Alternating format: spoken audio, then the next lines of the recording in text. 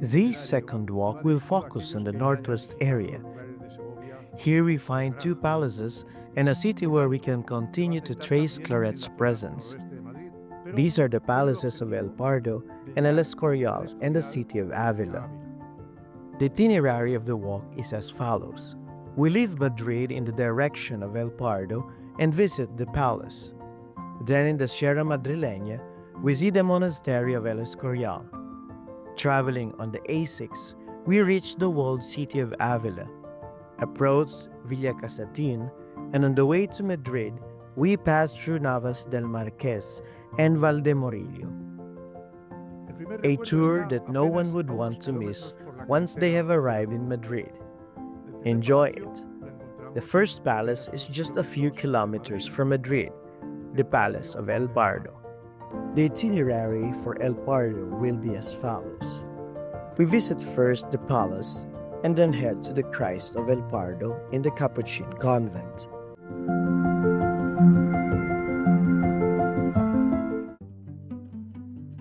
El Pardo is a small municipality in the city of Madrid. It is known above all for the presence of a royal palace, the alternative residence of the kings of Spain and General Franco. It is surrounded by the El Pardo mountain and crossed by the Manzanares River. King Henry III of Castile built a hunting estate here until King Charles I built the first palace in 1547, which Charles III renovated in 1772. Its architect was Francesco Sabatini. In Claret's time, it was the habitual residence of the Queen's husband, Don Francisco de Assis. There is evidence in the newspapers of the time that Claret, on his return from Rome after his interview with the Pope in 1865, went to the Palacio del Pardo, where the Queen was staying, with the intention of returning to take up his post as confessor. However, this was not a regular place for Father Claret's royal tours. It is recorded that he was here on some occasions, for example, in early October 1858, not precisely to visit the palace, but the convent of the Capuchins.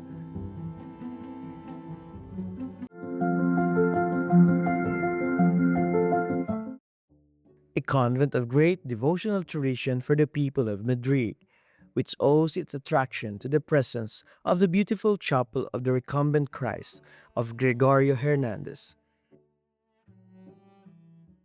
This is what he told Don Antonio Barjao.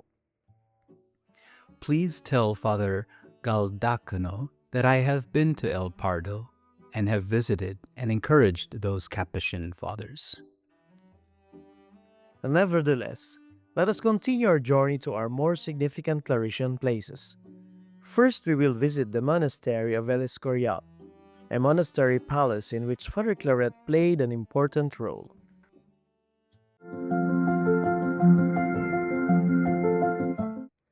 Philip II conceived this work after Saint Quentin's victory on August 10, 1557, St. Lawrence's Day. The initial plan was the work of Juan Bautista de Toledo, who was succeeded on his death by Juan de Herrera. It took 21 years to build. It is a perfect reflection of the period. It would be impossible in a few lines to give an overview of this monumental complex, where a monastery, a basilica, a palace, a royal pantheon, a school, a museum, a library, a university, all coexist. Paintings, sculptures, ancient manuscripts, and organs, all worthy of note.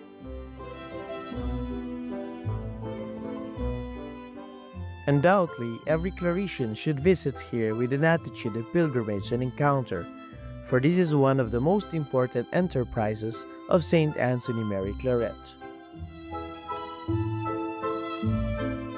On September 19, 1858, When the court was returning from one of its summer excursions to Leon, Asturias, and Galicia, during a stop in Arevalo, where they were having lunch, the idea suddenly occurred to the Queen of entrusting Father Claret with the restoration of the monastery and appointing him president, a position he held until his resignation in 1868. He soon began to reform the monastery, which the disentailment had abandoned. The most important reforms he undertook were the corporation of chaplains, the choir of tiples, the seminary, the college secondary education, and the center of higher studies.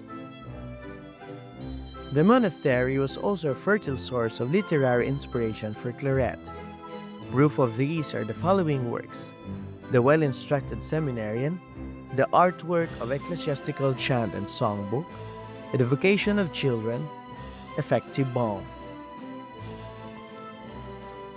Today we can still contemplate many material alterations and important vestiges in the monastery run by the Augustinian fathers. Here are some of them. The fountain in the skylight, a twin of another in the school area, which is very bright.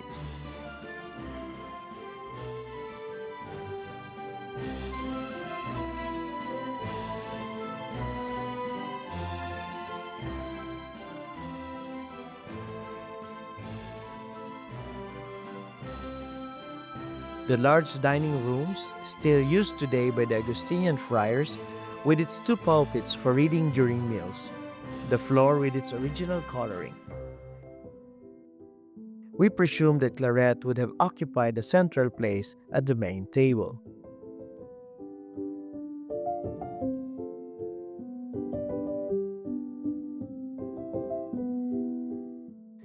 Going up the noble staircase of the monastery, where we can see the paintings that recall the Battle of San Quintin, the work of Giovanni Battista Castello, El Bergamasco.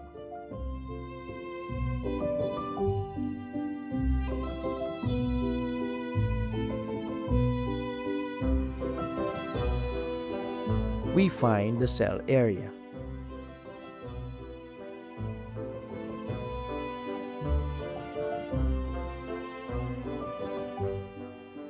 One of them, the largest and best preserved for visits, was used by Father Claret on his frequent trips to the monastery as we can see it today.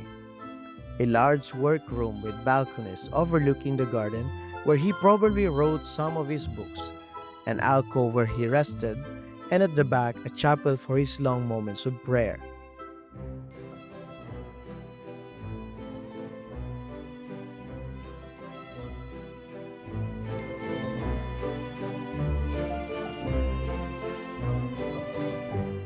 And there is a gilded metal Christ who accompanied him in his moments of meditation and who spoke to him, according to Claret's own testimony, engraved on the plaque next to it. Making my sorrow present to God, I heard with a very clear and intelligible spiritual voice that the Lord was telling me from the image of the crucifix in the oratory, "Courage, do not be discouraged. I will help you." This room would later be occupied by other illustrious visitors, as can be seen on later plaque.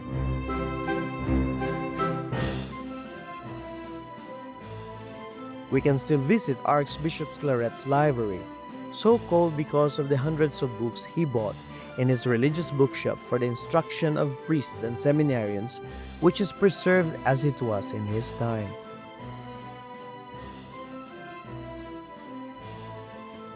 And finally, in the courtyard at the entrance to the basilica, we can see the windows of the hall of manuscripts, which Claret, with his clairvoyant vision, moved to avoid any danger of fire. Once in the central courtyard, we can visit the magnificent basilica where Father Claret would surely have celebrated important occasions in the monastery. It is the work of Juan Bautista de Toledo and Juan de Herrera, with paintings by Luca Giordano, Pellegrino Tibaldi, and Federico Zuccaro, sculptures by Pompeo Leoni, and the famous Christ in Carrara marble by Benvenuto Cellini. Outside the monastery, in the area of the Reina Cristina University, one can still see Claret's three works that were saved from the destruction of everything that did not belong to the Philippine period. Works that Claret taught of for the benefit of the many priests and seminarians of the monastery. A dovecote for more than 10,000 pigeons in disuse,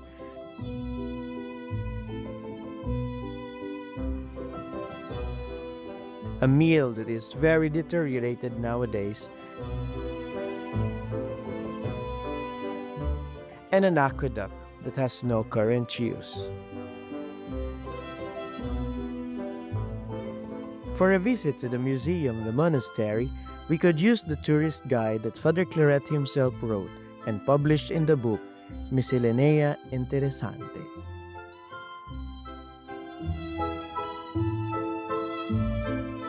Now an important leap will take us to the city of the Great Wall, the highest city in Spain, the city of Santa Teresa, Ávila.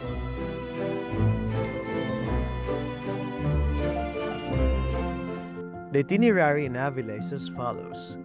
Passing through the Puerta del Alcazar, we arrive at the cathedral. Leaving it, we go to the Episcopal Palace. Leaving the wall, we walk to the convent of San Jose. Walking along the outer part of the wall, we arrive at the convent of La Encarnacion, where we conclude our visit to the city.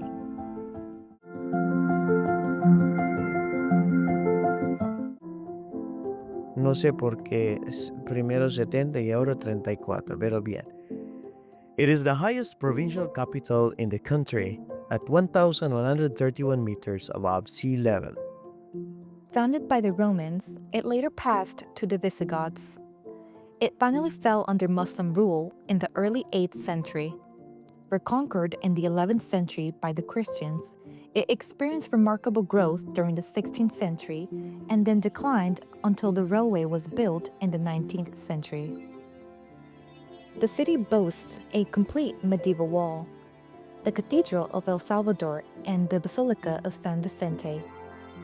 It is known as the City of Santa Teresa and has been a World Heritage Site since 1985. It was during the summer of 1860 that Claret responded affirmatively to the insistent request of Bishop Fray Fernando Blanco to preach in Ávila. At the time, Ávila had a population of only 6,500.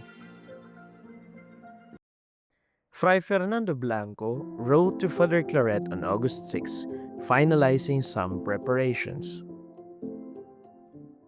I had great pleasure in reading your letter in which you announced to me your longed-for coming. It makes no difference to me whether you come one day or the other. I would be very happy if you would give me 8 days' notice to inform my clergy, and how and where you intend to come. I have no carriage, but I have a mule and a horse. Do you want me to send it to you? Come with the courage to do in the time you have more than I have done in 2 years, for God will repay you, for He sees the need.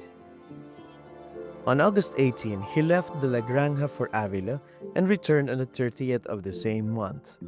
Let us hear the bishop in a letter of August 29 to the Viscountess of Horbalan. Father Claret is leaving me tomorrow, leaving me encouraged, instructed, edified, confused, burnt out, absorbed, foolish. I know not how he did this, for I could spend only a very few brief moments with him because my sheep occupied all my time. Once again, Father Claret was in this city. It was on his trip accompanying the king and queen to Zarauz in 1866, stopping here on both the way there and back, where he stayed from September 14 to 25. We know that he gave retreats to the clergy and the people, but no chronicler recounts Father Claret's actions, which nevertheless must have been great, judging by the favorable atmosphere in which he found himself. Let us begin our visit to the cathedral.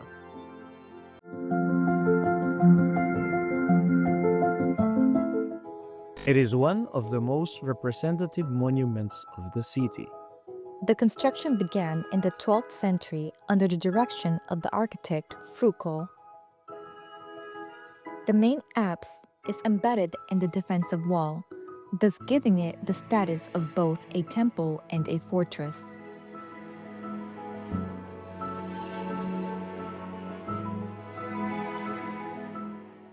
The Apostles' Gate is in Gothic style and features scenes from the lives of Christ and the Virgin Mary.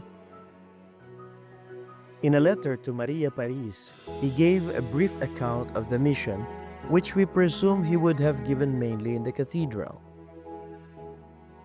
The night before last, he wrote on August 31st, I arrived from the city of Ávila, where His Majesty, acceding to the entreaties of those people, allowed me to go to give exercises to the clergy and missions to the laity, who came from 20 leagues away to hear the divine word and go to confession.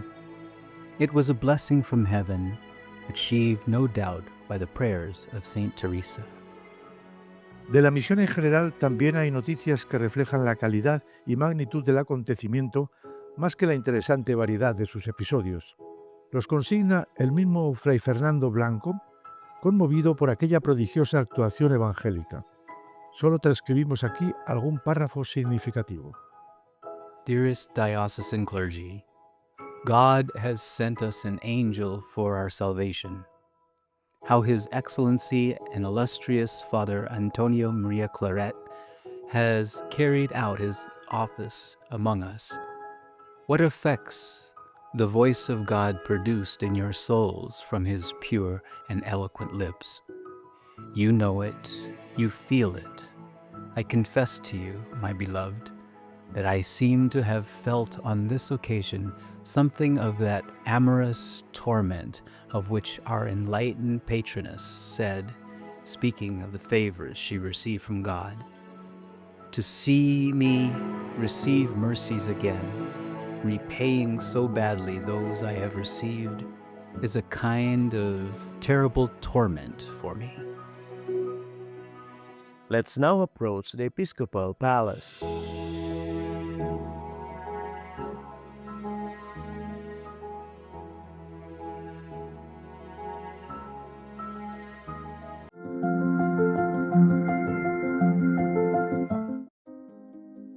At first, it was a church, but later, when the old houses of Navamorquende and Villatoro were joined to it, it was transformed into a palace.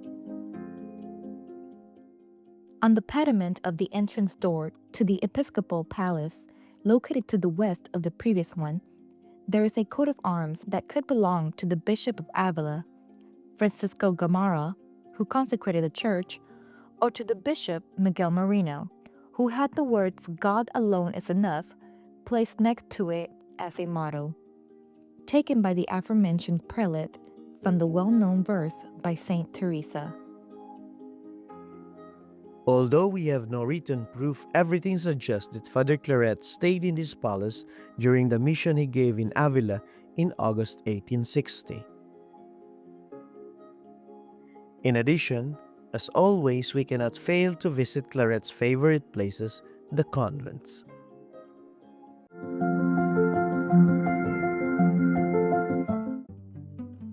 The monastery comprised a series of houses, which were grouped and joined to create an architectural space still preserved today. It had nothing to do with the architecture of other monasteries in the city. A small church no longer stands today. It was replaced in 1608 by another building according to the designs of the architect Francisco de Mora, a great devotee of Saint Teresa, who designed the prototype of the Carmelite church. It is the first foundation of the Reformed Descalced Carmelite. Claret visited the tertian places during his stay in Ávila in August 1860. One of them was this convent, as he commented in a letter to Mother Paris. I have had the pleasure of visiting where the saint was born, where she was educated, where she professed, and where she founded the first convent of the Reformation. Finally, taking a walk around the city walls, we head to the convent of the Incarnation.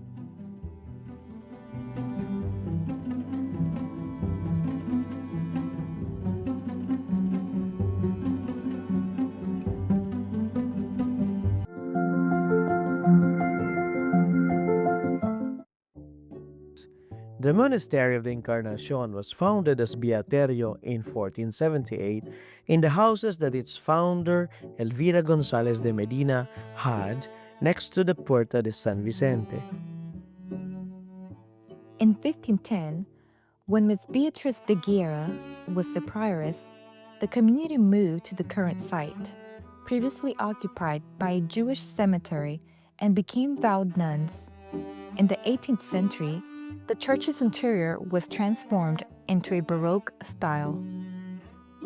Altars and altarpieces also belong to the Baroque style. This monastery is one of the essential places in Saint Teresa's life, where she remained almost uninterrupted from 1535 to 1574.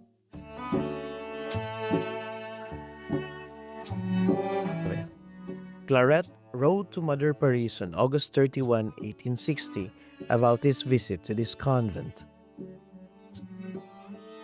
I have had the pleasure of visiting where the saint was born, where she was educated, where she professed, and where she founded the first convent of the Reformation.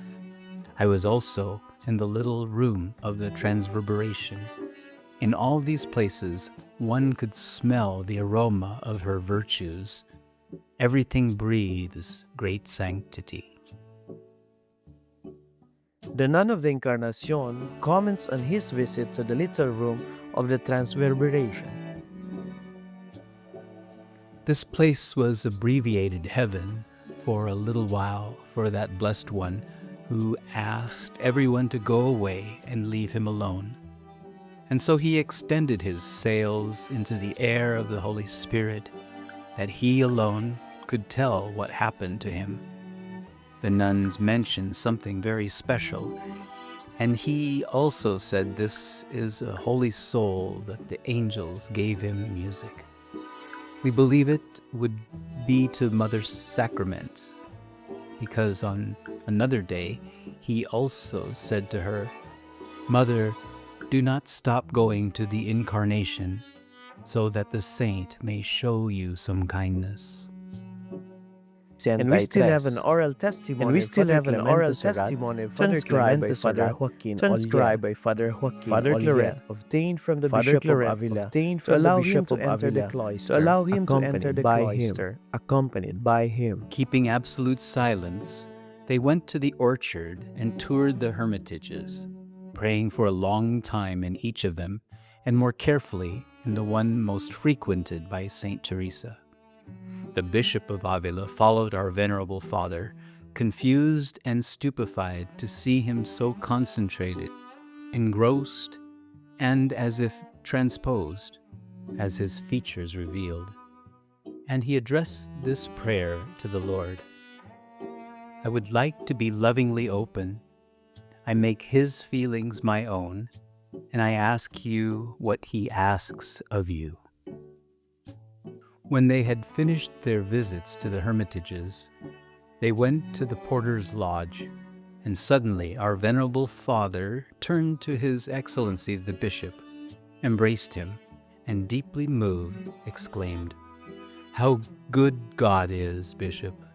Let us love God, Bishop." And they went on their way, wrapped in delightful silence. Before concluding the walk, it would be good to remember that one could take advantage of the trip to stop in two places with Claretian memories. First, in Villa Castin, where he preached in its monumental church, known as the Cathedral of the Sierra, on his way to the north accompanying the Queen.